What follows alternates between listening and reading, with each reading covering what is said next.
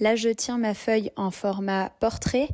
Je trace le bas du tableau en essayant de rester parallèle au bas de la feuille et je laisse sur chaque bord 1,7 cm. Maintenant, je fais un rectangle sur une hauteur de 3,5 cm. Je fais attention à bien faire des angles droits et je vais mettre mes petits repères en laissant un rectangle de 2 cm et demi, 0,5, 2,5, 0,5. J'alterne et je trace bien à angle droit.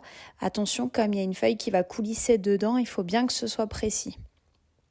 Maintenant, je complète mon tableau en notant les colonnes, unité, dizaine, centaine, dixième, centième, millième, et en n'oubliant pas de mettre la virgule. Et je découpe au cutter, comme vous voyez, juste la hauteur de chaque rectangle. Donc pas plus que ça. Alors j'ai préparé une bande de papier de 3 cm de haut, il faut qu'elle soit un peu plus petite que les 3,5. Et maintenant, je vais la faire passer dans la trame que j'ai préparée. Alors, c'est un peu compliqué. J'ai fait ça sur du papier cartonné pour que ce soit un peu plus solide.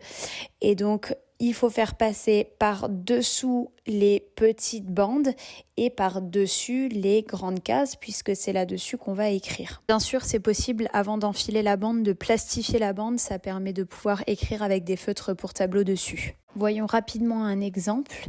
4,8 x 10. Donc j'écris 4,8 dans mon tableau, 4 dans les unités, bien sûr, 8 dans les dixièmes. Et puisque c'est x 10, je me décale d'une colonne pour que ça devienne plus grand, donc vers la gauche. Et voilà, la réponse est 48.